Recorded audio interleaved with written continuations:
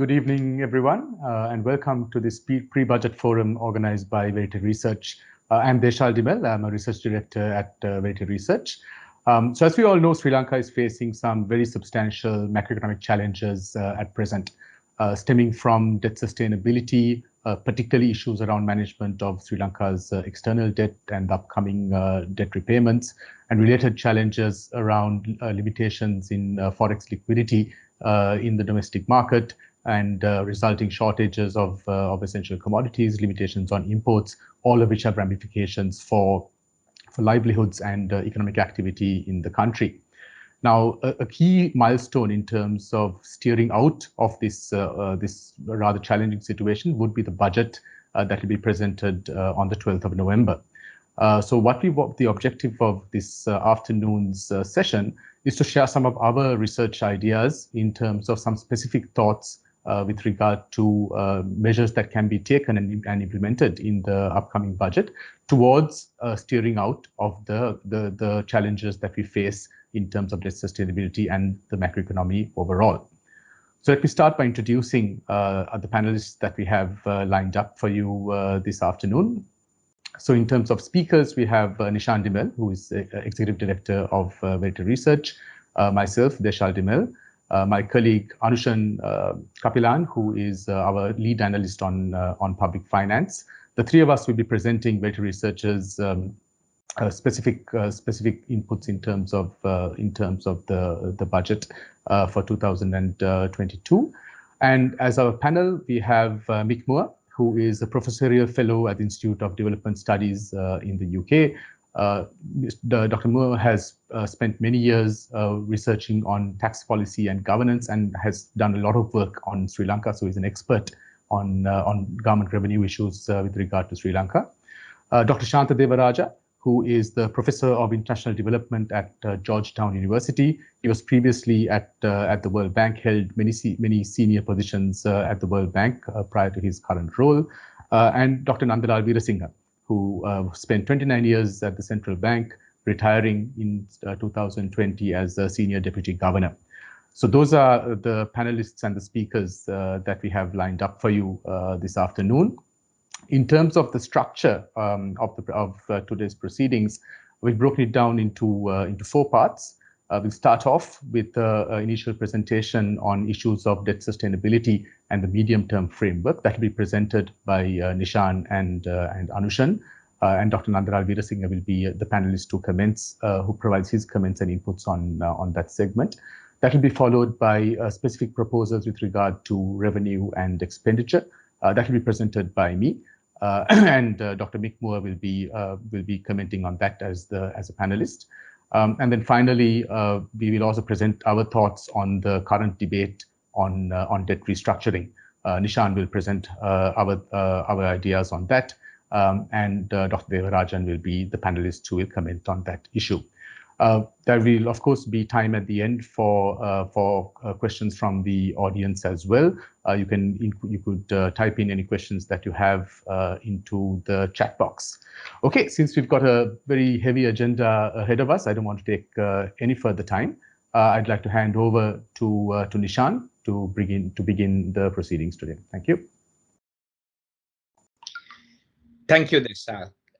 So let me move forward in just laying out what Deshal showed us in terms of the direction and starting with the debt sustainability medium-term framework. Okay, so I want to tell you that what we present today can be quite technical, but we're going to present it in a way that is understandable to everybody without missing, perhaps hopefully not missing, the technical nuance for those who are interested in a deeper analysis. And we're also going to do it quite fast. So you will see that our talks are kind of at lightning speed. And let me proceed by starting off very simply. The elephant in the room is the question, is Sri Lanka's debt sustainable? That, I think, is the big question without which we can't talk about budgets, public finance, anything. And we want to separate this question from a solvency question to a liquidity question, right? So liquidity means, well, do I have enough money in the bank to pay? Solvency means, am I earning enough overall, even though I don't have the money in hand right now, to be able to sustainably pay the debt? So just so that everybody understands, how we measure debt or the burden of debt, it's really a measure of debt to GDP that matters. So it's not the quantity of debt that you have, it's the quantity of debt in relation to your gross domestic product. And why does debt to GDP go up? Well, it goes up when your primary deficit goes up. That is, you're spending more on goods and services than the government is earning, the revenue. So that's the primary deficit, right? It goes up when the interest rate goes up because interest is a cost to government. And of course, it goes up when the depreciation on your foreign debt, when your local currency depreciates, your burden of payment on your foreign debt increases. So the debt stabilizing condition, very shortly, is that the numerator or the debt must not increase faster than GDP. And here by GDP, we mean real growth as well as inflation, because local debt is reduced by inflation, okay? So this shows you how, in the past, we reduced debt to GDP when nominal GDP, that is GDP plus inflation, was greater than the increase in debt. And that's really the trick. In 2002 to 2010 or 11, we had a lot of inflation, and that helped us to reduce debt as a percentage of GDP, which you see in the red line. But of course, when inflation reduced or when GDP reduced in the last 5 years, then you saw the debt to GDP ratio creeping up. Likewise, debt to GDP also increases when your foreign currency depreciates, because you have to still convert more rupees to pay back the same number of dollars. And what you see in purple is the depreciation effect on the debt burden in Sri Lanka. So basically, in managing debt, you have to worry about depreciation as a negative. Of course, inflation, though it's a burden for people, for the government becomes a positive. Now, in recent years, as I said, the difficulty is that the GDP growth, both because of lower inflation and lower growth, has reduced. And that has taken Sri Lanka's debt to above 100% of GDP. And we are talking about, is this sustainable? Now, what we've done is we've just done the math, and the math is fairly straightforward, to develop 4 conditions of debt sustainability, okay? And what I'm going to do is just say what the conditions are without trying to explain the math to you. One is that domestic interest rate is no higher than the rate of inflation. And simply that interest rates domestically have been very high in the past. They went to 10 to 15% and more. And inflation was low, but that has to reverse to become sustainable. That is, we are now having a larger tolerance for inflation, and interest rates have to come down. The primary deficit, that is the deficit, without counting the cost of paying interest, right, has to be less than, we have a number here, 0.55% of GDP growth. That means that, if you have a higher level of GDP growth, you can tolerate a higher deficit. But if you have a lower level of GDP growth, you have to have a lower primary deficit.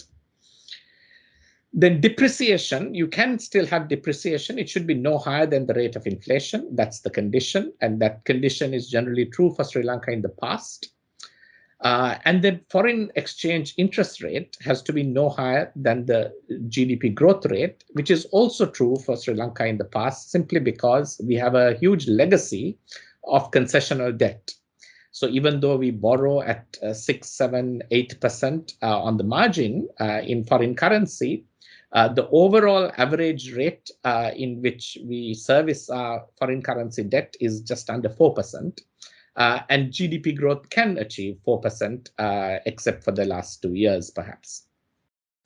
So overall, these are the conditions. And the question is, can Sri Lanka be solvent? That means that can we maintain a business plan, so to speak, for the country that allows us to sustain the debt without it getting out of hand, without the debt to GDP ratio growing. These are the 4 conditions to meet if Sri Lanka is to do that. And the checks and the question marks say where the problems are.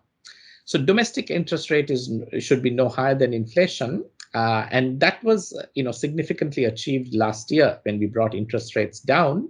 However, with the crisis that we are having in the foreign currency reserves, that is putting reverse pressure back on the domestic market interest rates because people are holding currency in foreign currency rather than rupees, and that's forcing the government now to increase the rate on the rupee. So there's a question mark that arises simply because reserves have not been managed. So the whole reserve problem and what to do with the future of our debt will come to at the end of the presentation. But this is setting out that there are 4 achievable conditions, and Sri Lanka is on the boundary of achieving some of them, and that these are the conditions to track. The foreign exchange interest rate, of course, that's still okay, because as I said, the rate that we are paying, the weighted average rate, is just under 4%. And we can, on the margin, go up to 7% on the interest rate we pay and still sustain this as a condition that is achieved. The primary deficit, of course, is well within the government's ability. And of course, when the budget comes out, we can tell you whether the government has actually come out with a plan to keep the primary deficit at around half the level of expected GDP growth. And that's an important commitment that the government must make to keep the debt sustainability conditions in play. And the depreciation being no higher than the rate of inflation would generally be true. Historically, Sri Lanka's inflation rates have outstripped our depreciation rates. If you take the average over the last 3-4 decades, that's how it's been. But of course, once again, the foreign currency reserve problem and the shortage of dollars in the market is really driving a problem there, causing 10-20% depreciation levels, which of course would make debt very unsustainable. So overall, what you can see in the next slide, this slide shows you that this is the path that if you want to grow your debt, you have to grow your GDP. And this is very important to recognize that overcoming a debt problem is not simply about cutting down expenditure, it's also about growth. And that is the perennial tension. Do you grow your way out of debt, or do you starve your way out of debt? In a sense, you have to do a bit of both. You have to know where to starve and how to grow in managing debt well.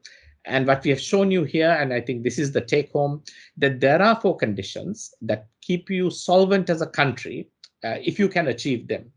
And in the last part, we will come to this question about what else you need to do outside achieving these conditions with regard to the dollar reserves and the impending problem for Sri Lanka. And I'll hand you over to Anushan to continue the conversation here. Yeah, so let me first start with, as Nishan mentioned, the 4 conditions. So one of the conditions in which the government really has a control over is the primary deficit, or the level of government revenue and expenditure that it chooses. So that is why the budget is really important, and the recipe for debt sustainability can come through the budget. So the budget usually releases a medium-term fiscal framework in which it sets out its assumptions and the data points and how its expenditure and revenue would look like in the next 5 years. So this is one of the graphs that, again, which was put out last year in November 2020, when the 2021 budget was released. So the government set out a plan of reducing the debt to GDP ratio to 75.5% by the end of 2025. And it also hoped to reduce the debt to GDP ratio to 95.1% in 2020. But the problem with these analyses was that some of these things did not seem realistic, the assumptions that government used. For example, the revenue was always overstated, and the interest expenditure was also highly understated. And it didn't really take into account the depreciation effect, and also the 2020 growth projections were overestimated. So that meant that these projections, although even the government came up with these projections in November 2020, the figures wasn't figures that government envisioned to achieve in 2020 was not possible. And so based on this, what we did was as soon as the budget was out there, within a month, we did a report. And in that report, we highlighted that based on more realistic assumptions, that our debt to GDP path is will look like the green line over here. So we estimated the 2020 debt to GDP to rise to 101.5%. So it did actually increase to 101.0%. But there is also one more catch in that, which is that the government's foreign debt component was reduced because the face value of the ISB, because the government normally reports the value of foreign debt in international sovereign bonds at the market price. So since the market price reduced, the foreign debt component has come down, but still the government is supposed to pay the face value. So the actual liability of the government is much higher. So accordingly, the debt should have increased to 103.7% if we consider that. But in our analysis, we came up with 101%. So therefore, the debt even increased much higher than what we expected. Now, going forward, we also made an update to these numbers. So considering the 2021 figures and the government's expenditures and the depreciation effect and the GDP effect and all, we now estimate that the debt would increase something like this on a base case scenario where you don't make any policy changes, everything goes as it is currently. So then it looks like our debt to GDP would increase to 113.7% by 2021, and going forward until 2025, it will even go to 123%, which is quite high, and this does not look like a sustainable path at all. So what has to be done to make this into a sustainable path is again, yeah, these are some of the assumptions that we even this projection that we came up with is based on some optimistic assumptions, because we went ahead with the government's assumptions on GDP growth. For example, they expected it to be 5% every year, so we considered that, and inflation 6%. And we also kept like depreciation at a historical average level of 4.4% and so on. So and also we can see there are other things like the interest rates. The interest rates also we assume to be 7% for the next 4 years, which can sometimes not happen, and these factors can change, and the path could even be much bad, or there could be even positive shocks, and it could turn the other way around. But based on these assumptions, what we came up was this base case update. And in order to change this path, what we can do is, based on the debt sustainability analysis, what was suggested that the primary deficit has to be controlled less than 3.3% of GDP growth rate. So if that happens, because currently the 2020 primary deficit was 7.4%, which is way too high. So in order to get to this 3.3% of GDP, the primary deficit, what we have to do is that we have to reduce our primary deficit by 625 billion in 2022, based on our scenarios. So this is a big amount, and this can be done by, again, increasing the government revenue or already cutting down government expenditure. So that is really needed in the budget. So the budget has to address that and reduce the primary deficit for the debt to be sustainable. So if this is achieved, what the path would look like is something like this. So we can have a much more sustainable path if we reduce our primary deficit, in which we can try to bring down our debt to GDP ratio to 108.8% by 2025. Yeah, so I can stop my presentation there. Thank you, Anushan. So Anushan and Nishan have presented the conditions under which debt in Sri Lanka can be stabilized. But Sri Lanka has a more immediate and pressing problem, and that is the situation that we have with regard to our foreign reserves.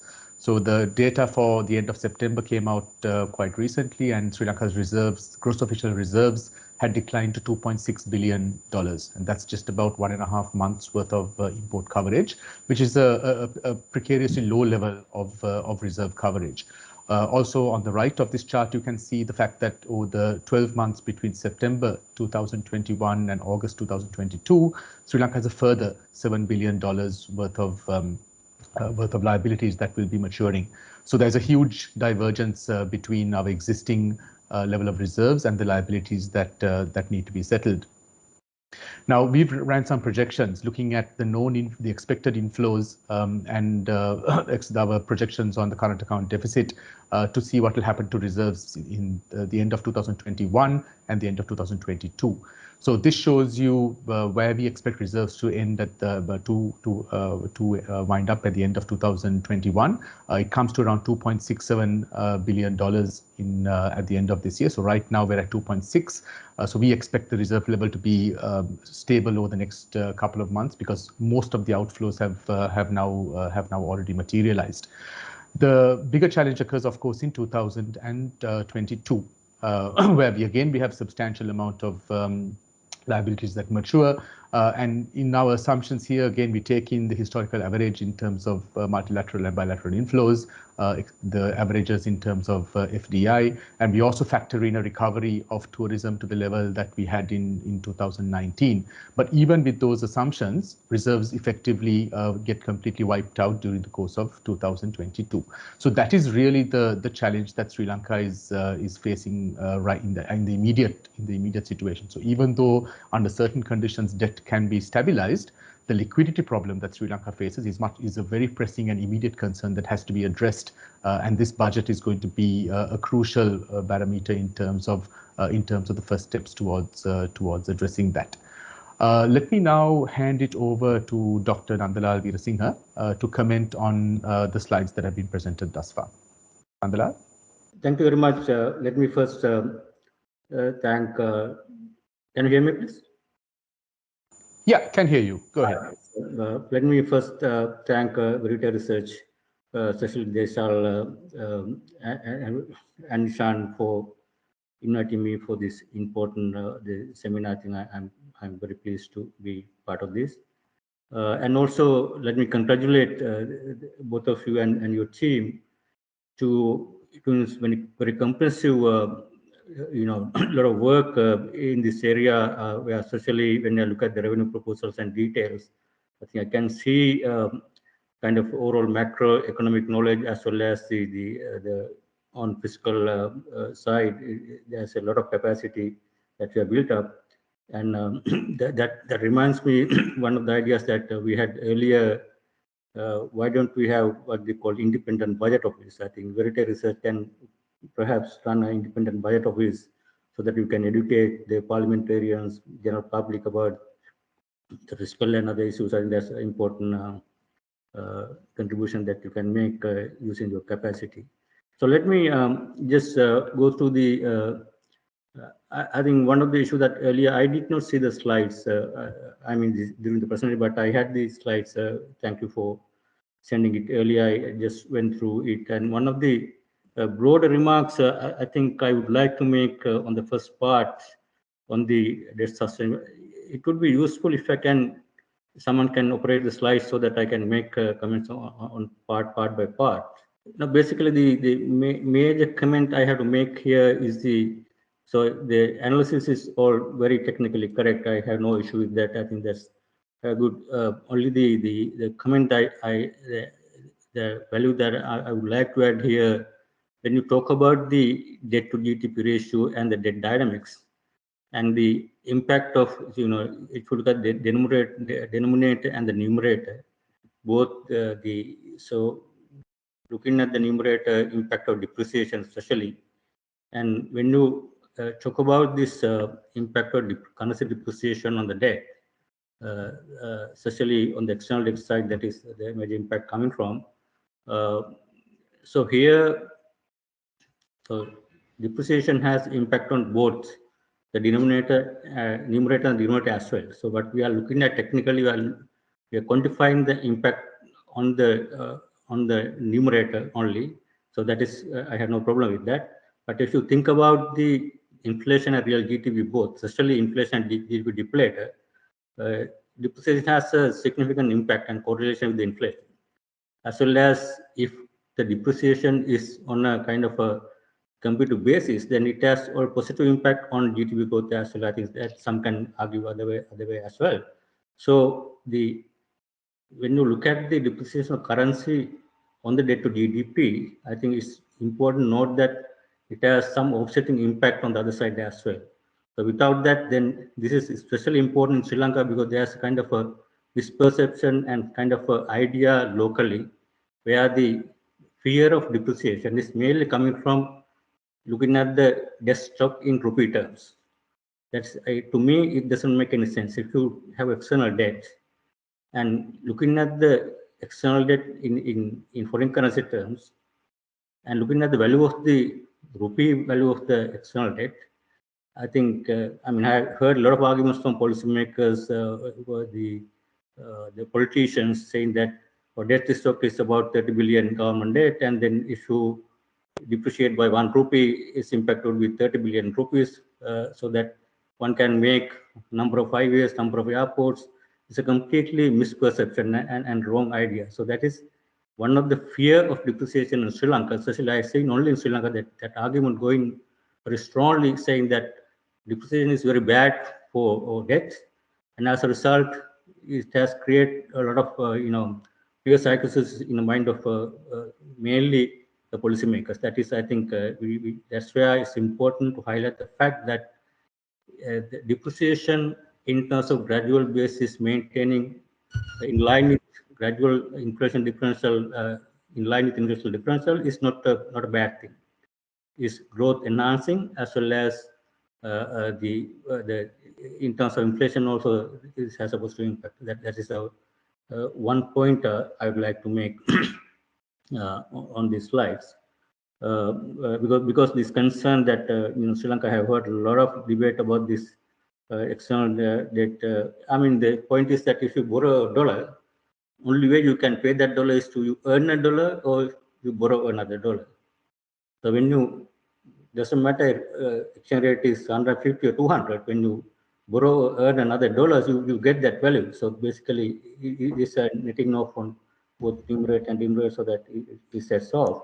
Obviously, Nandalal, point is well taken. yeah, There are certainly interconnected. Certainly, I mean, just as an analysis, we always look at if you shock, exchange rate shock, then obviously it has a one-off great impact. That is bad. I mean, that kind of volatility is not good for anyone. That is the point. And on the the debt dynamics, I think I'm bit of a confused about these your 4 conditions that you have. If you can show that slide, please. Yeah, I'll go to the 4. Yeah, they are. So I think and a simple way that usual basic understanding of debt dynamics, favorable debt dynamics, or whatever is basically there are few simple things. One is obviously, as you Karl mentioned, is real GDP growth is a real key variable. If you have real GDP growth is higher than real interest rates, that's a key thing. So your real GDP growth will have to be higher than real GDP growth to have a favorable debt dynamics. Otherwise, it will be unfavorable. And obviously, primary deficit is other key variable. When you take those 2 things, and I mean, when you work out the formula, you probably, when you say domestic interest rates is no higher than rate of inflation, has a bit of a imbalance in the overall macroeconomic stability. For example, this means, so to talk about last year, where domestic interest rates were lower than the inflation. It's an aberration in my view as a monetary policy person. You can't have that kind of situation on a sustainable basis. Is from the simple rule in monetary policy is that you have to have interest rates higher than inflation. So this is only because of the suppressed interest rates and printing money by the central bank. As a result, it was government was able to maintain this condition, but this is not a sustainable. That's why you can see a lot of issues now that is spilling over to balance of payment, shortage in foreign currency liquidity. All are basically because of this distorted interest rate environment, suppressed interest rates against inflation. So that that has a very adverse monetary policy implications, and there will be huge monetary expansion and there will be implication on growth and that is where I think probably here you may want to say this. You have the nominal variables. That's why it's with confusion. I think simple way is to say that if you have growth which is higher than real interest. So real interest as a simple rule in country like Sri Lanka, we have to maintain at least 2% of real interest rates. So our real growth is about 2%. Then obviously debt dynamics it would be favorable, say 3, 4, 5%. When real interest rates are 2%, that's fine. And on the again on the foreign interest rates, also same thing. Foreign rates, what you mean by real rate is that actually your point is here is that your average foreign interest rates rate plus the rate of depreciation. So that is actual nominal rate. Then obviously, so in our case is 4% plus annual depreciation is about another 4%. That is basically 8%. So 8% nominal interest rates is inflation is 6%. You have kind of a inflation is 6%. Then you have 2% real rate. So then growth above 3, 4, 5% is okay, subject to the other side, the primary deficit. That is the second point that I want to make here, just to make it make things a bit clearer, because I had a bit of a bit of confusion in that thing. So just to be clear, Nandalal, you're agreeing that depreciation plus interest rate must be no higher than nominal GDP growth, which is also what comes out of this one. We've just broken it into two parts, right? Right. Yeah. Yeah. So that's fine, and that's a condition that Sri Lanka has generally managed to achieve over a long period of time. Yeah, that condition is fine. I mean, my only problem is that this when you say domestic interest rates should be less than inflation, I mean that is not a condition that one can. I understood the trickiness of that point. Yes, very good. What we'll do also, we've written an internal working paper in deriving all these equations and outcomes. I think as a result of this event, we've sent it to people to format it. We'll circulate it amongst everybody who joins this webinar, and certainly with you guys as well. So instead of a slide presentation, we've actually put it down in a formal paper, which we will share. But it was just an internal paper for a long time. But I think today suggests that we should share it, and we've already sent it for formatting. Yeah. Sure. Thank you. Then if you go back to the slides, please. Again, I think one last point I want to make on the debt dynamics based on your scenarios analysis and the key table that you give a key assumptions on the medium-term outlook on. Okay. So can show me that, please. And this is the slide on and the base case assumptions where you have this the key macro variables. I think this is a steady state growth path where for next couple of years 5% very stable growth and inflation 6%. I think I mean that's fine. I mean this is kind of thing that we wish to have. But I think in reality, I mean if your predictions based on this assumption, obviously subject to realizing all this kind of a smooth path. Whereas what I see reality, say 2021 in going forward, the way that we are going now, I think we will have very volatile kind of a macro situation, at least in the near term in 2021, 2022. So because to settle or stabilize this situation, at least in my view, will take at least another year.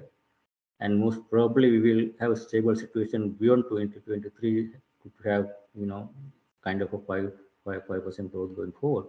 So when you take into kind of that realistic scenario, then your debt dynamics predictions would be vastly, I mean, dynamics would be much more unfavorable than what you have predicted here. For example, in terms of growth, in terms of inflation, the way that things are happening right now, the way monetary expansion is taking place, and the shortage of forex reserves. And in case of restructuring or any default, and they're completely a different situation. So that's why I think there are several scenarios. I think that I want to make a note on that on this slide. And on the last one, I think sorry, the primary deficit, your condition. I thought, I mean, 3.3% of primary deficit is probably sustainable subject to that, based on your assumption, we will have 5% growth continuously. I mean, that's fine.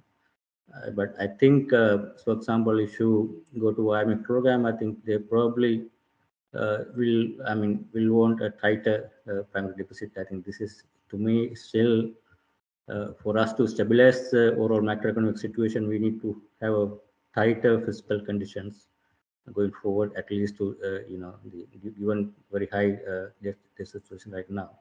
That's is one comment. That also related to earlier one, that we may not have the path that we under your scenario, so that we'll have a different path going forward. And on the reserve side, I mean, this is a very nice slide on the first point. The fiscal reserves right now coming down 2.5 billion, and the up to 1 month external liabilities is 1.5 billion.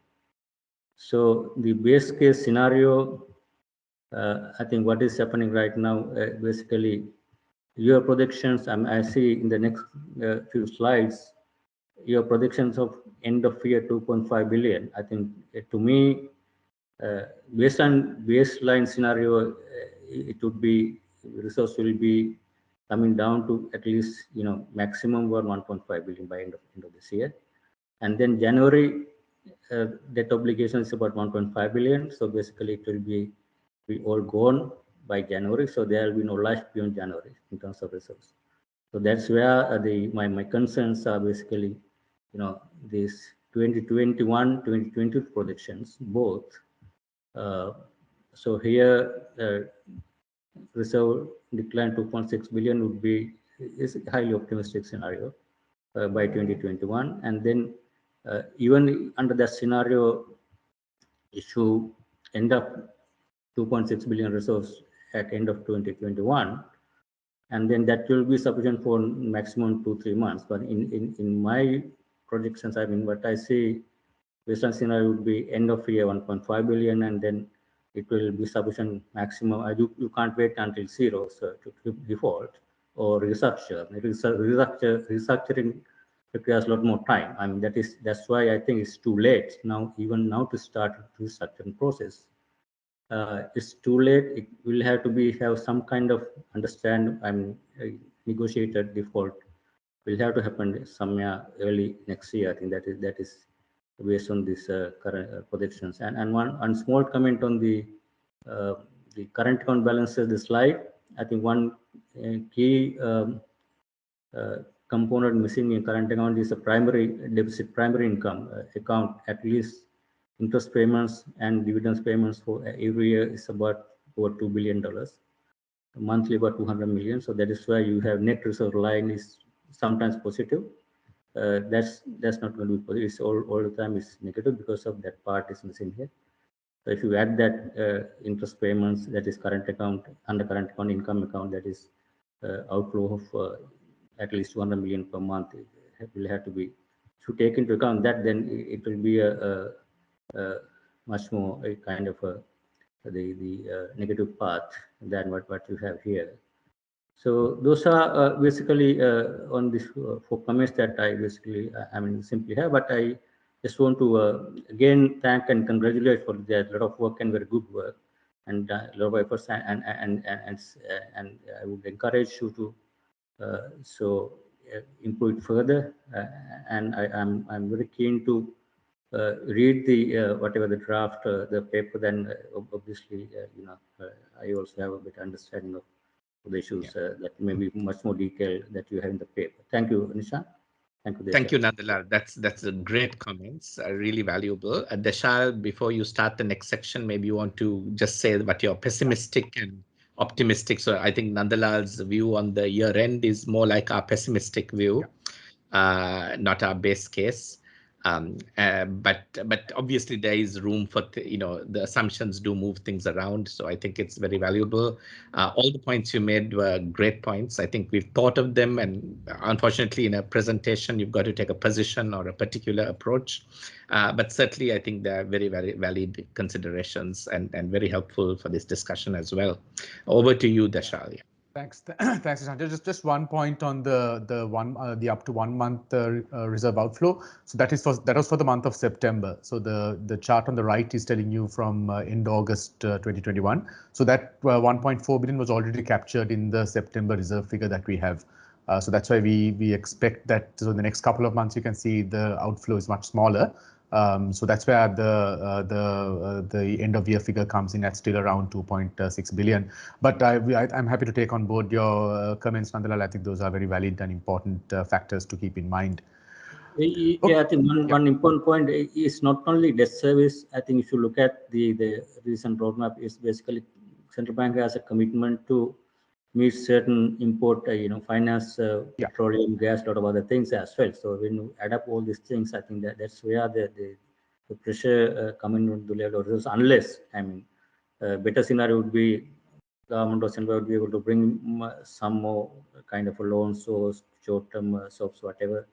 Then that can kind of delay the process or postpone the issue. But unless without that, I think is within a short period is possible, is good. If not, I think that would be my projection is that 1.5 billion is the baseline scenario by end of the year. Super. Okay, so let's move on. We're a little bit behind our schedule, so let's move on to the next section, where we want to present our some specific ideas in terms of revenue, in particular, and in general in terms of addressing the fiscal situation. So as Anushan ended his presentation, he said that the key in terms of this budget is how we can reduce the primary deficit that we have. So in 2020, Sri Lanka ran a budget deficit of 14% of GDP. That was a critical factor that led to Sri Lanka losing market access. And that has contributed to the liquidity constraints that we face on the forex side. So a key first step of that is in terms of addressing that fiscal the fiscal deficit and the primary deficit in particular. So we want to tackle that from two angles, starting with what we can do in terms of revenue. So as you recall, in 2020 we saw about a 520 billion rupee decline in government revenues, contributed by two factors. Of course, the pandemic had a significant impact in terms of impacting economic activity, but also the policy changes that took place in December 2019 that also reduced taxes quite substantially. So in what we have put together here is some ideas in terms of how we can reverse kind of reverse this decline in government revenue. So on this chart is a summary of some of the revenue proposals that we want to share with you this evening. I'll go through these in more detail specifically as well. So to start with regard to PAYE and personal income tax. So what we've proposed is that we suggest that given the fact that the economy is still in a stage of recovery from the pandemic, and given that there's also a tightening of monetary policy, the fiscal adjustment should also be staged. It should be phased in over a three-year period, and that is what we have set out here. But the overall plan should be set out in this budget so that the markets get an idea of how exactly the country expects to restore its fiscal situation in the coming years. So if we start with looking at PAYE and personal income tax, what we suggest is that in the immediate measure, so for January 2022, what we should do is try to reduce the thresholds. So with the policy changes, we saw the thresholds increasing to the tax-free threshold increasing to 3 million rupees per annum. And this effectively reduces the tax base quite substantially. So what we suggest is that this threshold should be reduced from 3 million to 1 million for personal income tax and 1.5 million for PAYE tax, and that can be done immediately.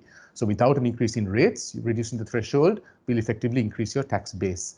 Then in January 2023, in the next year, you can increase the rates to a top rate of 24% from the 18% that we have at present. And I will present to you more details on this as we move along. VAT was the largest contributor to the decline in tax revenue, so that is something that has to be addressed again quite urgently. So here again we propose a phased approach to restoring VAT. So again, in the first year, in January 2022, we suggest that the rate be increased from the present 8% to 10%, and also reduce this threshold, the VAT-free threshold, from 300 million per annum to 150 million per annum. In the second year, we further increased the tax rate, the VAT rate, from 10% to 12%, and further reduced the threshold from 150 million to 50 million. And then finally, in January 2024, you increased the VAT rate from 12% up to 15%. With regard to corporate income tax, we don't propose any changes in 2022, but in 2023 we propose that we revert to a three-tier tax structure with a general rate of 24%, a concessionary rate of 14%, and a top rate of 40%. Again, the details will be presented.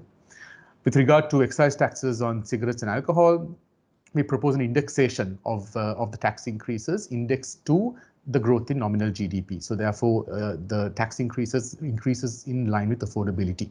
And there again, we have some specific numbers in terms of what could be raised by that kind of measure. And then finally, with regard to withholding tax on interest income, we propose that the WHT is reintroduced on interest income in January 2022. That would again have an immediate impact in terms of tax administration, making it easier to collect the taxes than the current system that we have with regard to relying on individual declarations. And in Jan 2023, to again extend withholding taxes to fees on services and others. So going to the specifics, if you look at what happened with personal income tax, so the threshold was increased from 500,000 rupees per annum to 3 million per annum in 2020, and you can see from this table that historically that is that level of that is the highest tax-free threshold that we have had historically. So this is again something that significantly reduces the tax base, and reverting to a smaller income tax-free threshold can increase your tax collection without necessarily increasing the tax rate or the tax burden. Here we have a comparison between the spread between the tax-free threshold and per capita GDP. You can see that Sri Lanka Sri Lanka's tax-free threshold is 2.5 times per capita GDP, which is the highest amongst a few selected peer countries that we have shown you here. So you can see that Sri Lanka is very much an outlier when it comes to the size of the tax-free threshold, and which is another justification for reducing the existing tax-free threshold that we have. Similar conditions apply to PAYE as well. And you can see there was this sharp decline in PAYE collection in 2020 with the changes in the regulations regarding PAYE. It was converted into advance payment of income tax, APIT, which is a voluntary declaration. So that is obviously has a much lower efficacy in terms of collections. Now the part of the revenue from PAYE would of course be reflected in the personal income tax collection as well, so that would not be reflected here, but there is nonetheless a substantial decline in the collection from personal income taxes.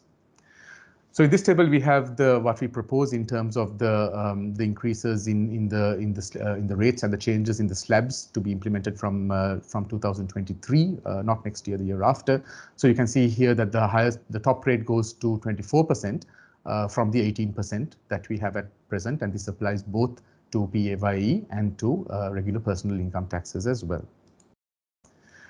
Moving on to value-added tax. So here again we can see that Sri Lanka's VAT is relatively low compared to regional peers. So this table shows some data from PwC, and within this data set we have shown all the countries in Asia the VAT rates, and you can see that Sri Lanka's 8% is relatively low compared to these regional peers. And also historically as well, if you look at the 8% VAT is the lowest that Sri Lanka has ever had. It was previously 15%. Before 2015, it was at around 12%. So the rate that we have today is low by global standards, and also low by Sri Lanka's historic standards as well. And this table also shows you the extent to which revenue declined with the decline in the VAT rate and the increases in the thresholds. So here we have the what I mentioned earlier in terms of what we propose in terms of the sequencing of the changes to VAT. So in Jan 2022, I said increasing the rate gradually and also reducing the thresholds.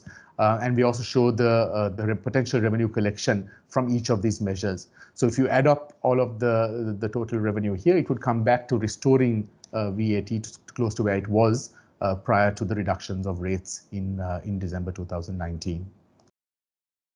Corporate income tax also has declined, less so than some of the other tax rates, but this is again an area that Sri Lanka would require some kind of revisions. Now, comparing with global peers, Sri Lanka's the top rate of 24% is not an outlier. It is pretty much in line with some of the mid-level income tax rates globally as well. But keep in mind that a lot of Sri Lankan entities do not pay the 24%, but pay the concessionary rate of 14%. So, for example, all SMEs, so all companies that have a revenue of less than 500 million per year, all will pay the 14% tax rate. And we know that SMEs form a large portion of Sri Lanka's company sector. But we also see that even though Sri Lanka's tax rate is comparable to global peers, tax collection is actually relatively quite low. Corporate tax collection is quite low compared to peer countries. So this is what we suggest in terms of changes to corporate taxes. So this, as we said, is proposed to come in January 2023. So not in the immediate next year. Again, take into account the fact that the economy is still recovering from the pandemic, and also the fact that we are having a concomitant monetary policy tightening as well. So what you can see, we suggest that you revert to a 40%, through a three-tier tax system, where the top rate is 40%, which is paid by companies producing liquor, tobacco, and in the betting and gaming sector. So there is no change there. But we suggest that the regular rate of 24% applies to all companies. So that would then include manufacturing, which is currently at a 18% concessional rate. And then for the concessional rate to be 14%, which would then include companies in agriculture, IT services, etc., which are at present paying zero income taxes. And also what we suggest is the reintroduction of the withholding tax on interest income. So previously, in the current system, the interest income has to be declared by the individual on a self-declaration voluntary basis, whereas before withholding tax was removed, it was collected directly by the banking and financial system and remitted directly to the Inland Revenue Department. So from an administration perspective, having a withholding tax makes a significant improvement in terms of tax collection. Moving on to excise taxes. So what in the 2019 budget, there was a proposal to index the increase of excise taxes to nominal GDP growth. So if nominal GDP growth increases by 11%, then the excise duty would also increase by the same level. And that effectively means that your tax rate stays constant in terms of affordability. We ran some calculations to see so unfortunately that proposal in terms of indexation was not implemented. So we ran some calculations to see what would be the opportunity loss in terms of tax collection by not having that indexation. And you can see the chart here shows the cumulative revenue loss up to 2021 and a projected cumulative revenue loss if indexation is not applied in 2022 and 2023 as well. And we apply the same principle to alcohol, where again you would increase the excise tax in line with growth in nominal GDP. In this chart, we have the total revenue from excise collection on alcohol. So in 2022 and 2023, we have the projected revenue if indexation is applied to the alcohol sector as well. And finally, this is a few ideas in terms of future tax potential revenue sources that Sri Lanka could consider going forward. So this is not for necessarily for this budget itself, but going forward, Sri Lanka would still have to continue to increase its revenue base. A few areas that we can consider, areas like auctions of telecommunication and other frequency spectrum. Wealth taxes, property taxes is an important source of wealth taxes that have now been increasingly utilized in many countries around the world. Taxes on digital services, that again is an area that we actually have an infographic of this on publicfinance.lk, our platform for all matters on public finance, which shows us a range of other countries that have implemented digital services taxation as well. Also, a number of environmental taxes can be considered, taxes on single-use plastics, taxes on extraction of logging, quarrying, etc. And many of these things could also be considered in terms of boosting Sri Lanka's revenue collection going forward. Now, the potential tax items that are mentioned in this table may not yield the same level of revenue that was that could be yielded from the proposals that we have presented to you thus far. So this is basically an additional incremental revenue increases that we could see going forward into the future as well. So moving on, I will also present to you some thoughts in terms of expenditure management. Now, the challenge that Sri Lanka faces is that the vast proportion of Sri Lanka's public expenditure is non-discretionary. So if you look at this table, it shows you that salaries, wages and pensions, interest payments, subsidies and transfers, those three items alone significantly outweigh Sri Lanka's total government revenue. So those are areas that there's not a lot of room to cut back on, right? So you can cut back on discretionary expenditure in areas like capital expenditure and other expenses, but salaries and pensions, interest payments, welfare transfers, those are areas that we don't have a lot of space to really make significant reductions. So that is why we feel that the lion's share of the improvement in terms of the fiscal deficit has to really come from the revenue side. What you can do on the expenditure side is more to do with improving the allocative efficiency of our public expenditure. Now, I mentioned interest payments because that is an area that is of significant importance. So Sri Lanka at present spends around 72% of its revenue on interest cost alone. And we are at present the highest in terms of that ratio globally. So that is just a simple illustration of why it's so difficult for Sri Lanka to really see revenue expenditure cuts as a key source of reducing our fiscal deficits. In terms of allocative efficiency, I did mention that there are areas where we can reconsider the efficiency of our allocation of spending.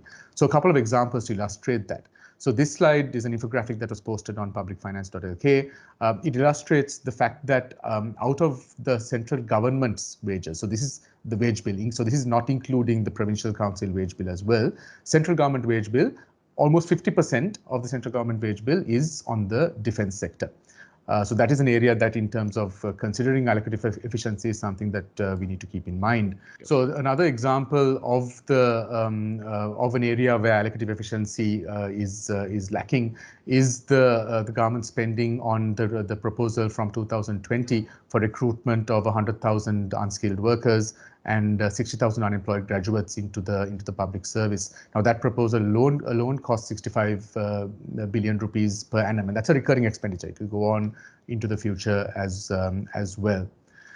Another area where expenditure can be reconsidered is the spending that has been allocated to the road sector. So here again, at a time when we are trying to manage our expenditure, you could see the large increase in terms of spending on the road sector compared to, say, 2019, 2018, and so on. So in 2020, there was a substantial jump, and in 2021 as well, a substantial increase was allocated. And this again highlights some of the key proposals, the key projects within this particular sector. And also we want to suggest a few areas in terms of which we can look at allocating expenditure to more productive spending. So one example of that is for the public sector to take a share in the cost of maternity leave benefits. Now, this particular area is of critical importance because if you look at Sri Lanka's labour force, we have only about 34% female participation in the labour force. Now, that means that there's a large potential increase in the labour force if we are able to attract more women to work in the formal sector. And one of the constraints towards that is the fact that the private sector has to bear the full burden in terms of spending on maternity leave benefits. Now, if the state is able to contribute to that by sharing that cost burden, that will certainly create an incentive for greater hiring of women by the private sector into the labour force. And we did a costing on this to assess how much this would cost. And the cost is actually quite low. It comes to between 2.7 to 4.6 billion rupees per annum. And the upside is, of course, quite significant. From an economic perspective, by having a greater pool of skilled workers that is available to the private sector, that's a critical ingredient for greater productivity as well. And it also has important social benefits that need to be considered.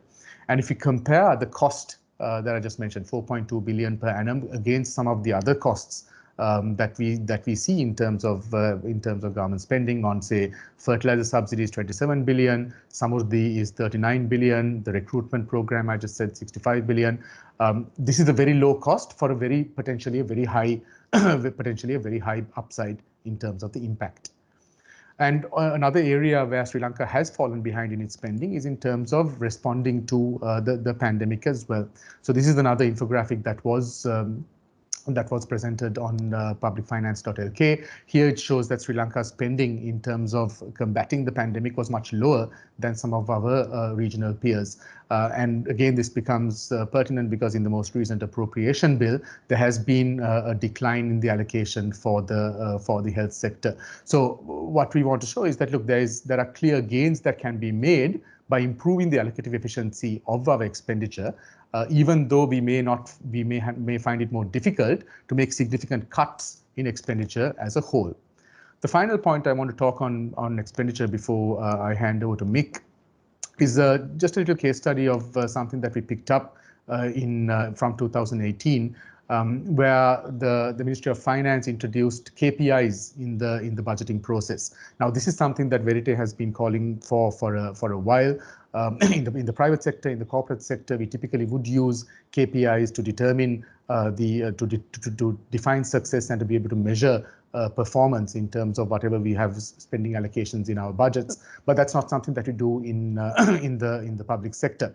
Now, in this instance, in 2018, the Ministry of Finance identified 12 KPIs in terms of gender-related budgeting. And it identified some important areas: female participation in the labor force, KPIs relating to skills development for women, women's safety, repeal of discriminatory laws and regulations, and so on. Now, this is a very progressive and important step that was taken. And it's something that it would be great if this a similar approach is considered in future budgets as well. But what we also found was that if these KPIs do not have the necessary follow-up and the necessary oversight, that too will fail.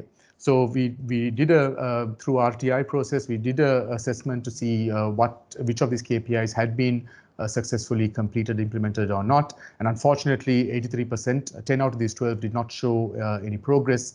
And the two that did show some progress showed only weak progress.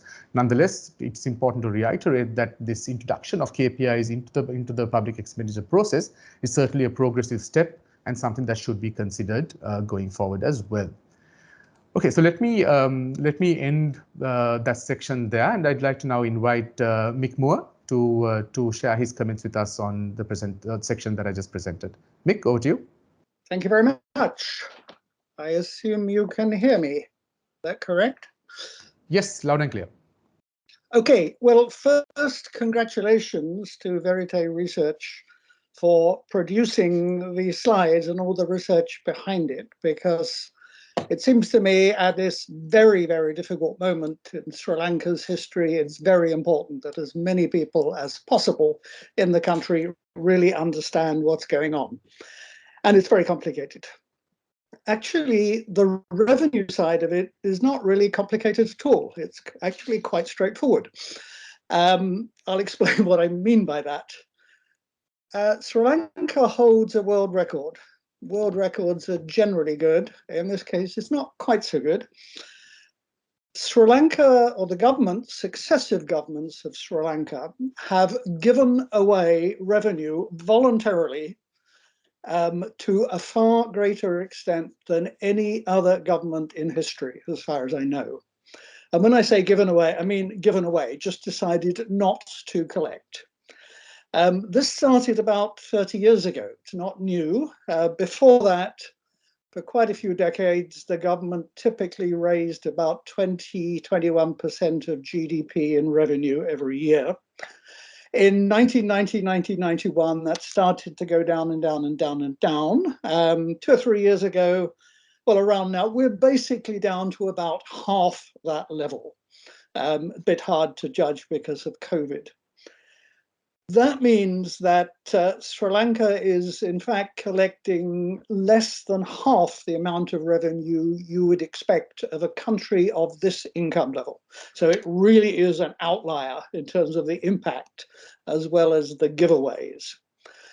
Now, and it's in fact almost a miracle in a sense that still at this point, the government has been able to support a large military establishment, pay a lot of debts, continually increase employment in the public sector, etc.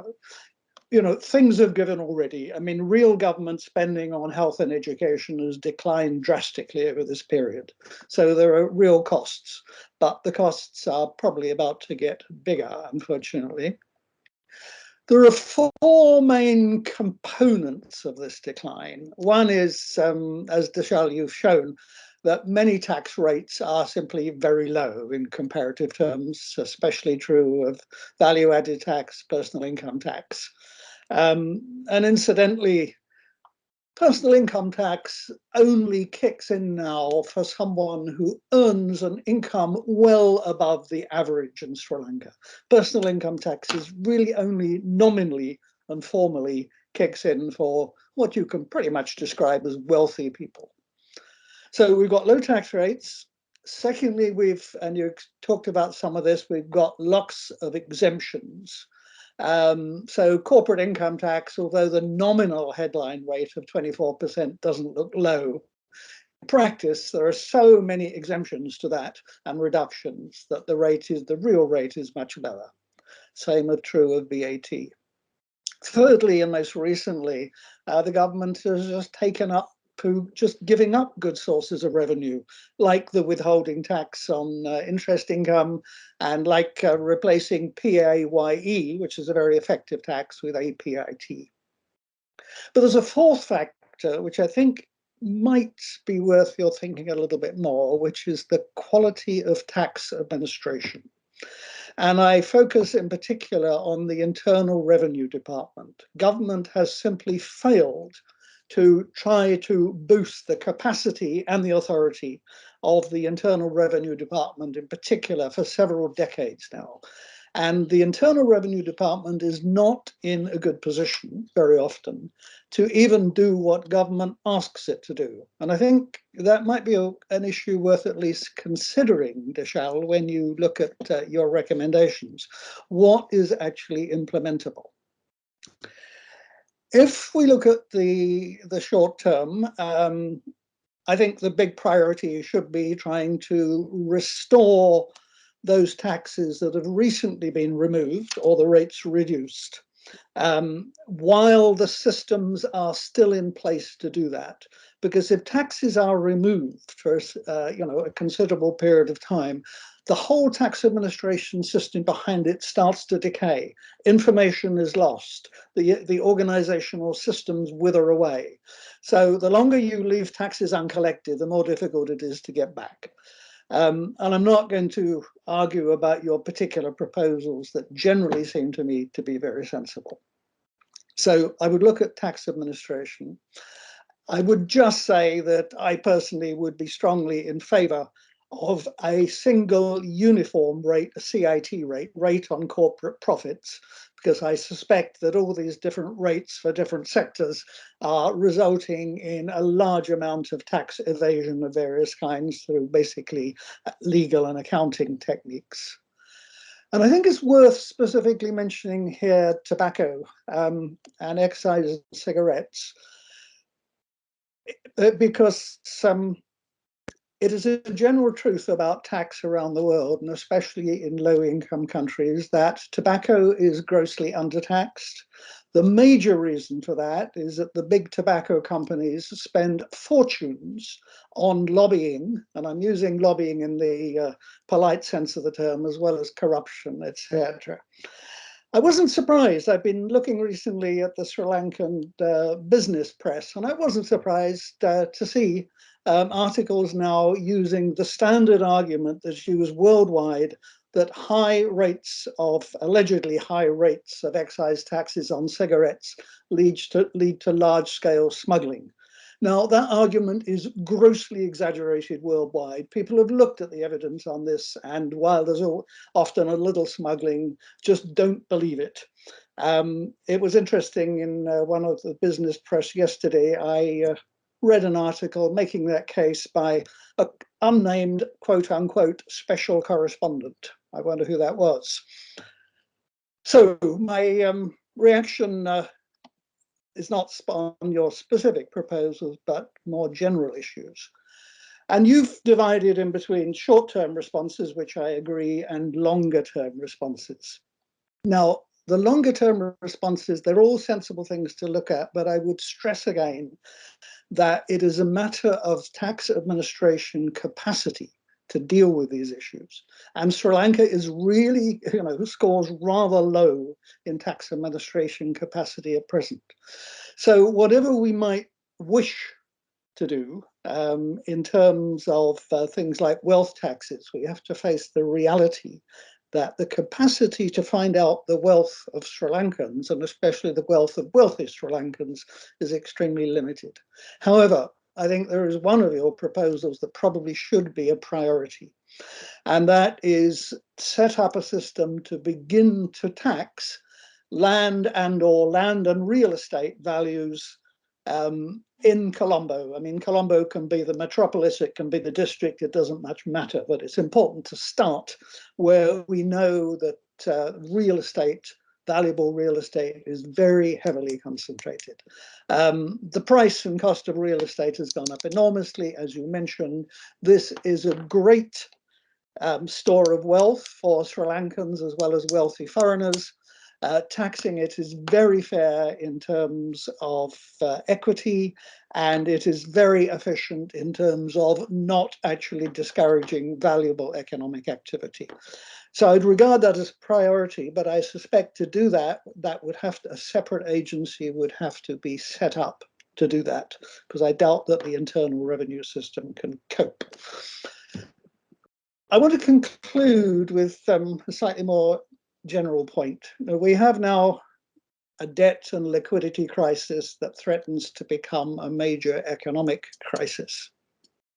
The revenue shortage, very low levels of revenue collection, is a dimension of that. But I think the low levels of revenue collection themselves have become a very serious national security issue. If we just look at Sri Lanka at the moment, we live in a world where natural disasters of all kinds, COVIDs, etc., are always threatening, and where there's an increasing amount of geostrategic competition, and Sri Lanka is in various ways vulnerable to both of those things.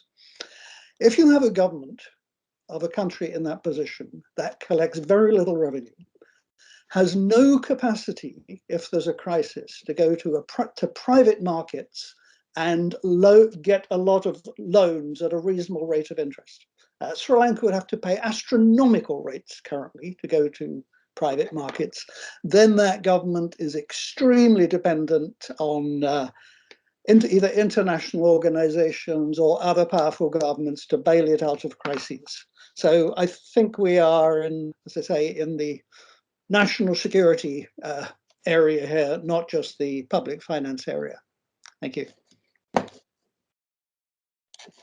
Thank you very much, Mick. I think I take on board your all of your comments. I think especially the issues on tax administration, the usage of technology in tax collection. Sri Lanka does have systems like RAMIS, but there is, I think, a lot more that needs to be done in terms of fully operationalizing and fully utilizing these to their fullest.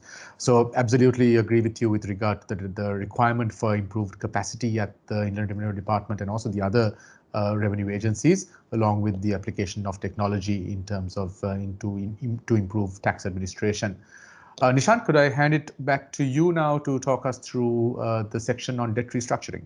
So we're coming to the final part that is really perhaps the really forward-looking and then the elephant in the room in a way. How does Sri Lanka manage its debt? What is it to go forward? We are glad to have Shanta Devarajan, who was previously at the World Bank in a sort of the chief economist acting position as well. Now is a professor at Georgetown, coming to discuss it with us and others as well. In terms of where the crisis emerges for Sri Lanka, it emerges currently because Sri Lanka is locked out of the debt markets. We are paying back international debt and we cannot reborrow, or we can't finance them by borrowing in international markets. So even if you're solvent, even if you are making enough money to repay, if you're unable to get the dollars in, then you have a problem, and that's Sri Lanka's problem, at least one part of the Sri Lanka's problem. So quite apart from what Nandalal may have seen as slightly optimistic view we have on Sri Lanka being solvent, there is a liquidity problem that the reserves are running down, the dollars are running down, dollar debt needs to be paid back in dollars, and Sri Lanka doesn't have access to financial markets to get those dollars, mainly because we have been downgraded in credit ratings. The only way to, so I think critically, Sri Lanka has to figure out a path to getting the credit ratings back up and getting access to international capital. That can happen through credit ratings or similar things that give confidence to bilaterals or others to lend to Sri Lanka.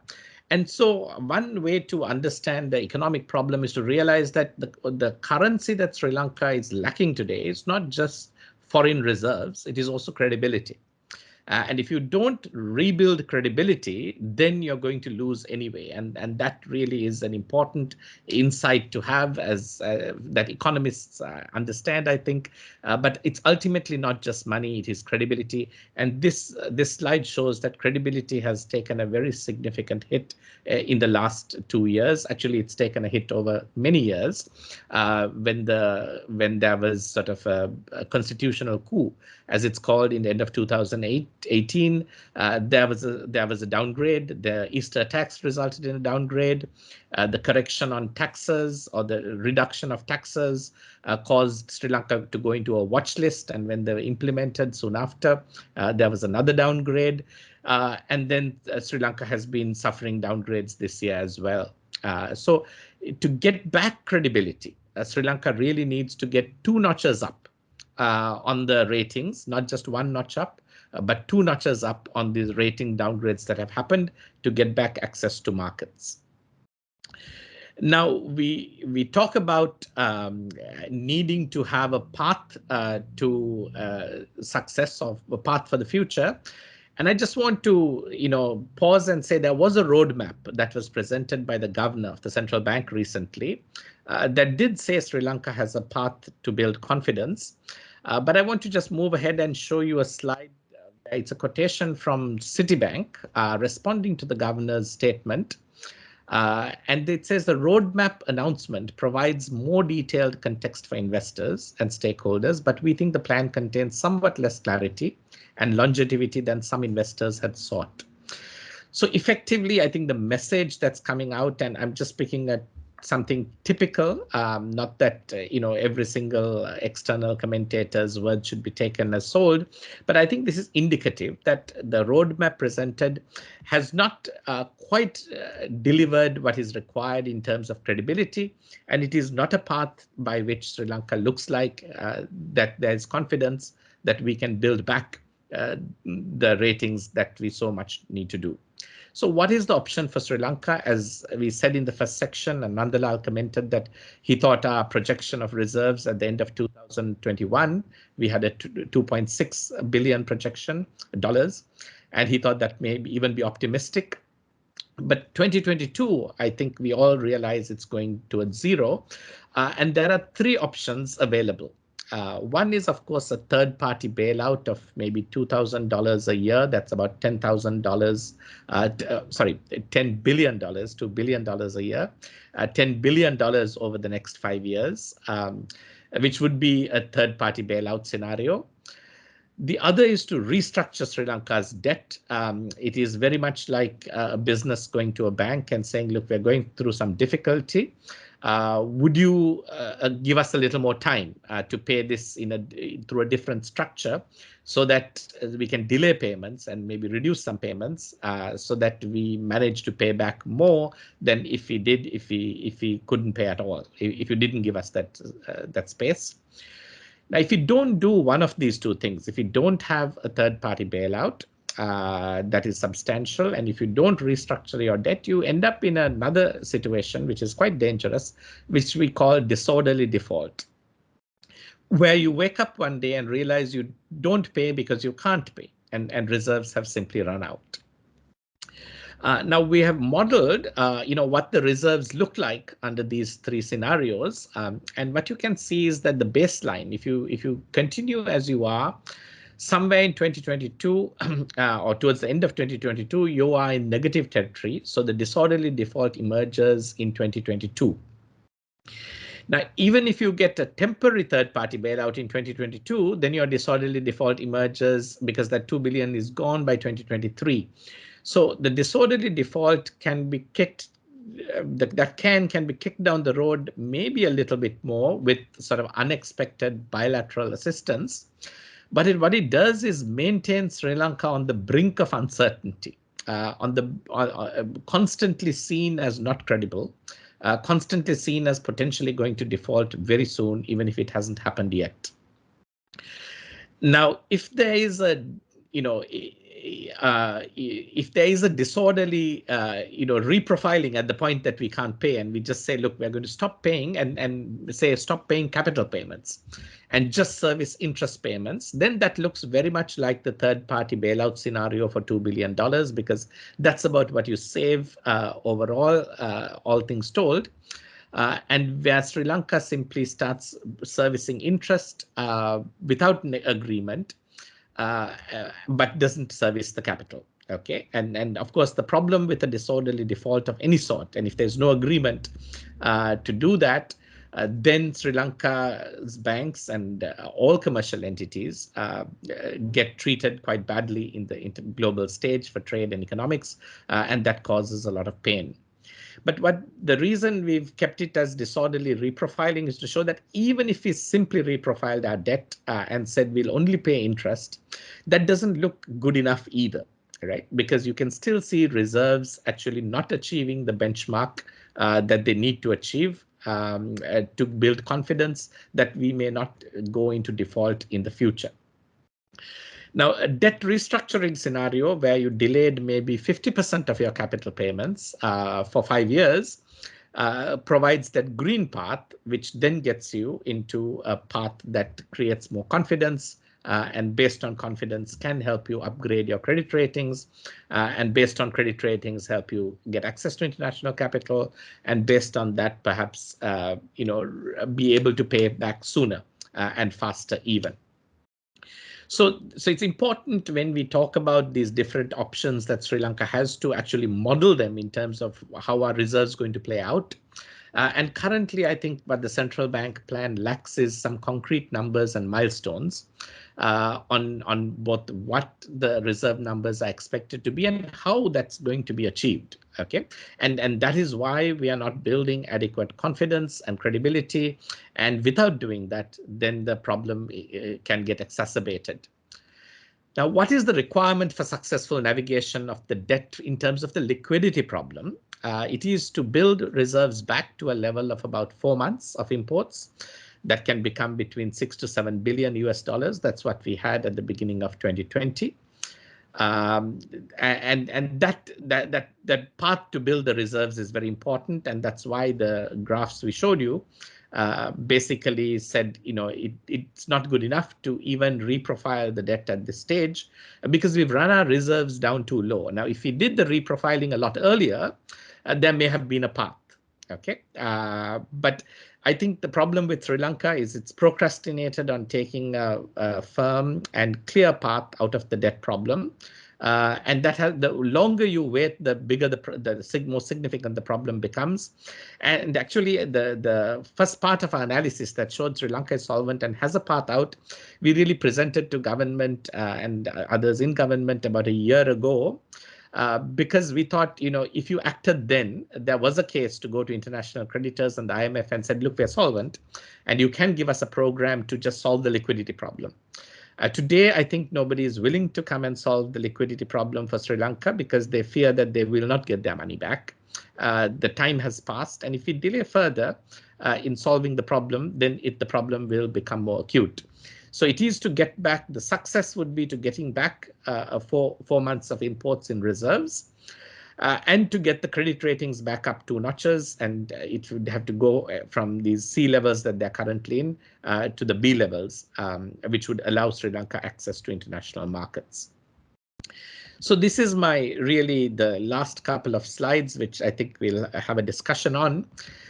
That the current path where Sri Lanka is trying to squeeze the local market of dollars, prevent imports, prevent businesses from having access to dollars, prevent Sri Lankans from traveling and having access to dollars, is causing a lot of pain, and we can continue to cause pain to the local economy and provide high returns to bondholders, because what it means is that those who bought Sri Lanka's international bonds or sovereign bonds have now bought them at deep discounts of 20, 30, 40%. So when we pay back, as we are planning to do, and the government is currently planning to do, they will make windfall returns, while Sri Lankans have significant pain.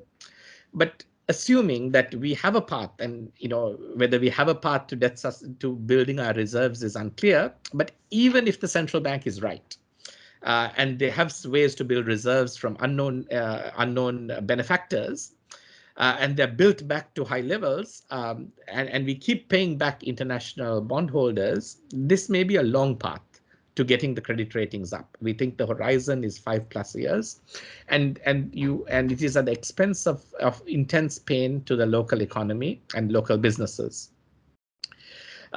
We also think it doesn't have a very high probability of success because, even if there were third-party bailouts, they're going to be temporary, and we're simply going to delay the problem. But the best case scenario is that in about 5 years, that you rebuild the confidence over time, having paid everybody back, but take a lot of pain in the interim for the local economy.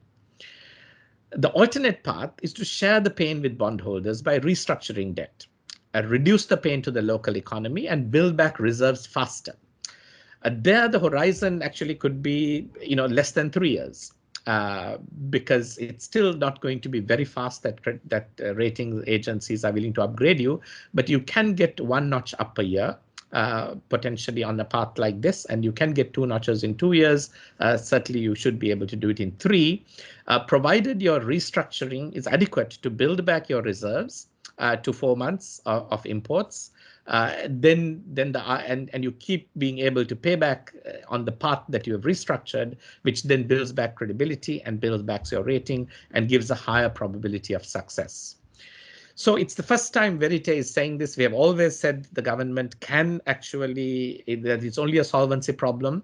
that there's no solvency problem, and the liquidity problem can be solved if we showed a credible path out, and the government invested in a credible plan which is based on good analysis that won the confidence of the global markets. But we've said that for now actually 1.5 years, and we feel now that it's too late to do that. Because we've run down reserves while not building a credible plan and not committing to a path that builds confidence. And so now the best option for the government, even if it could go on the current path, is to actually switch to the alternate path and share the pain. Why give Wall Street windfall returns while causing pain to Main Street in Colombo? So Wall Street, currently the bondholders can afford to take some pain.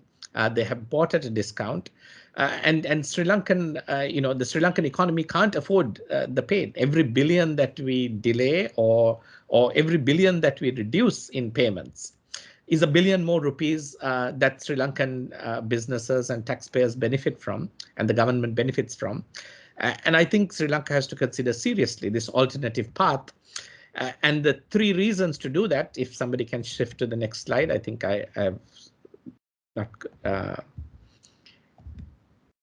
is that it's less pain for the country, it's a faster recovery, and it has a higher probability of success. And this is the case for restructuring. And today is the first day that Verité is, I think, going public with this analysis, because for a very long time we hoped the government would step back a little sooner and take corrective action faster, on the basis of which we presented the first few slides I presented, that we thought there was a way to actually navigate out of the debt problem and get the liquidity problem sorted out by showing that we were doing what it takes to be responsible.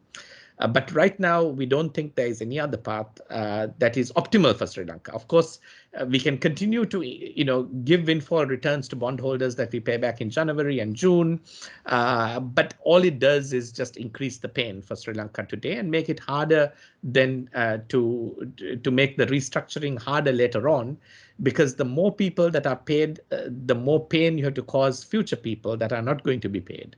So the faster Sri Lanka takes the measure to restructuring debt, the less pain for the country and for the bondholders overall as well, faster recovery and a higher probability of success. So with that thought, let me hand over to Shanta Devarajan to comment on what he thinks about Sri Lanka's options as we presented it here. Well, thank you very much.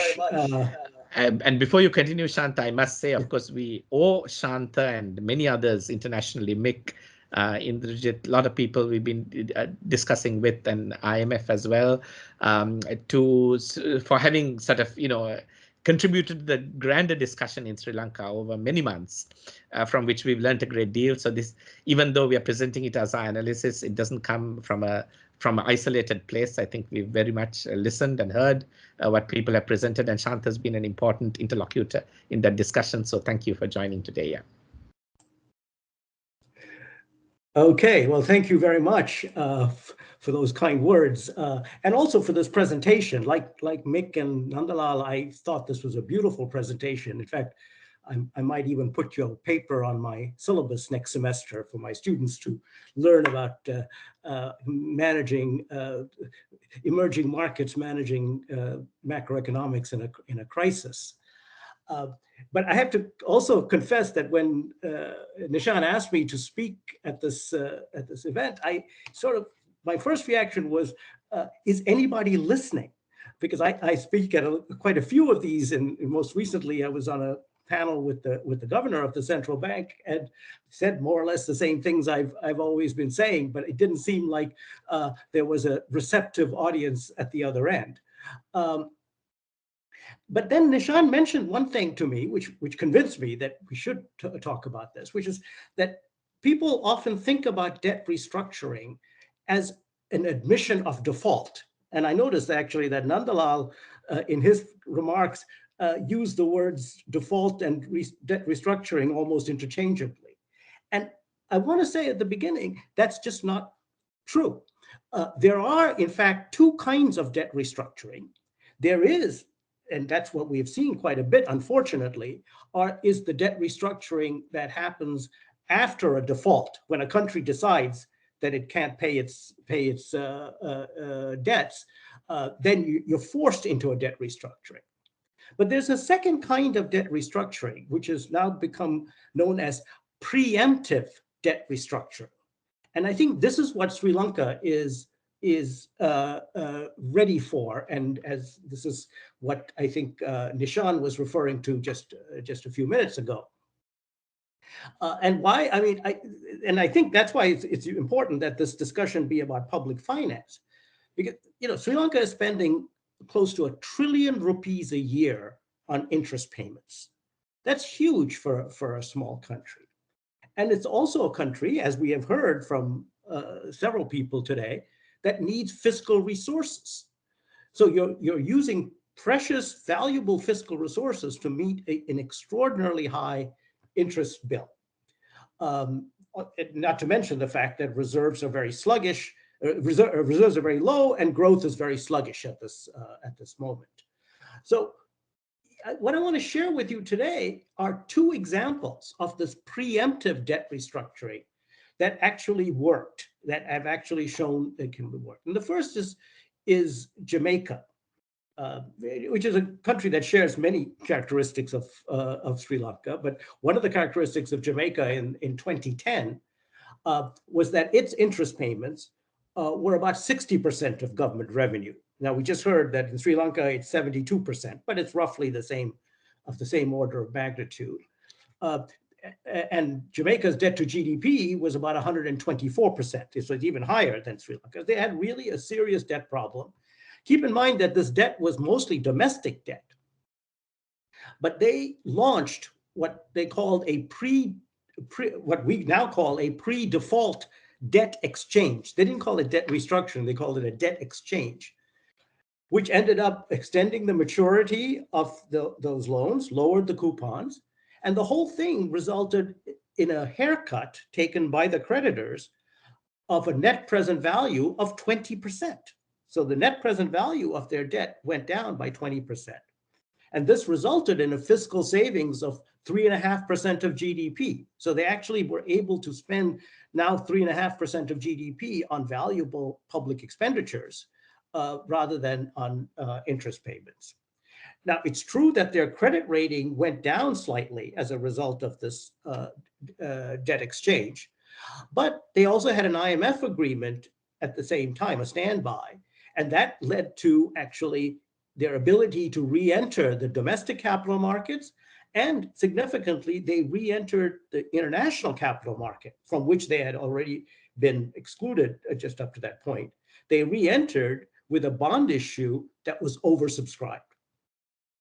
Now, let me add, though, that 3 years later, because of a severe hurricane, Jamaica hit another roadblock, and the debt to GDP ratio went up even higher, went up to 150%. But with this experience, they undertook yet another preemptive debt restructuring.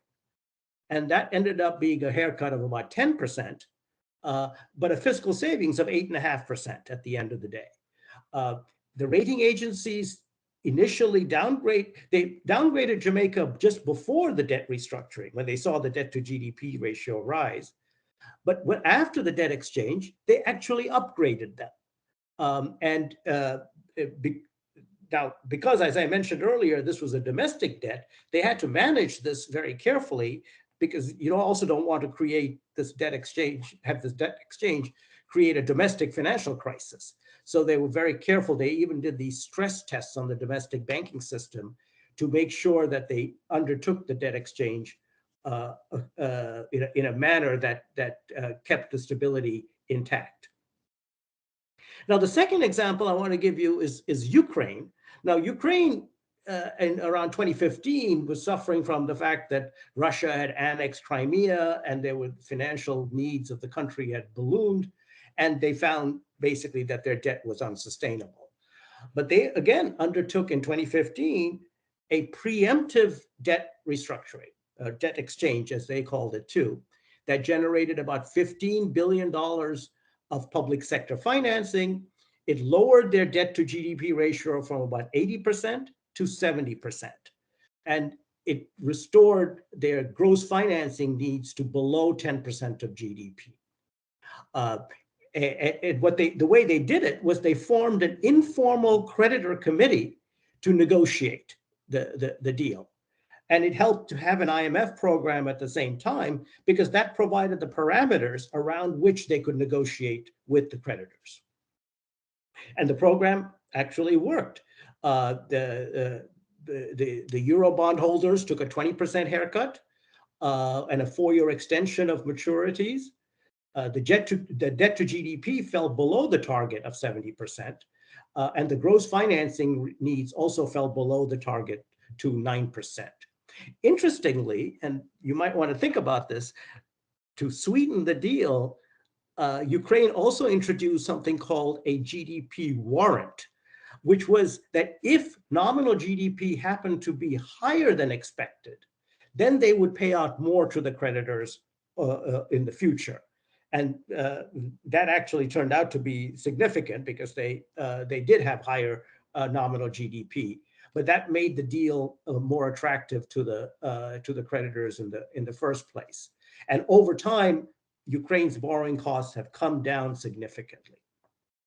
Now, finally, I want to mention some ongoing work where people have also looked at debt restructurings across the board around a large number of countries, the experience. And it's very interesting. They contrast this, what I said earlier, the post-default debt restructuring, the one that happens after a default, to the preemptive debt restructuring that I just talked about in Jamaica and Ukraine. And the consequences are very different. What you find in the post-default debt restructuring is that GDP and investment collapse and stay below their trend for about 5 to 6 years. It takes a long time to come out of one of those. But with a preemptive debt restructuring, you might have a slight dip in GDP in the first year, but on average, it resumes to pre-restructuring levels and above within 2 years. And interestingly, investments grow even higher than they were before, because now you've opened up the world to capital. So I really think Sri Lanka, as Nishan was saying, Sri Lanka is ripe for a preemptive debt restructuring program, because they're actually just paying too much money in interest payments to their creditors, and they, as Nishan suggested, can afford a haircut, and it's better to do it now rather than wait for the default, at which point it could be chaotic. Thank you. Thank you, Shanta, and over to Deshal to moderate us forward. Yeah. Thank you, everyone, for joining us for the last 2 hours and 15 minutes. It's been quite a lot of material that we went through, and we did go through it quite fast. But as Nishan said, the working paper has now been put on the chat. It's been published, so please do download that, have a read through it, and we'd be very happy to continue to engage with all of you on this, what is a really critical subject for all of us in terms of the path forward for the country. So thank you again to all our panelists, to Shanta, to Nandalal, to Mick. We really appreciate the time that you have set aside, not just this afternoon, but in terms of going through the material that we shared with you previously and making such well thought through comments and very insightful, useful comments for all of the audience. So thank you also to the audience for sharing all your questions and engagement with us throughout the past 2 hours. That is always much appreciated. And let me wind up there. And thank you all very much, and have a good evening. Thank you very much. See you.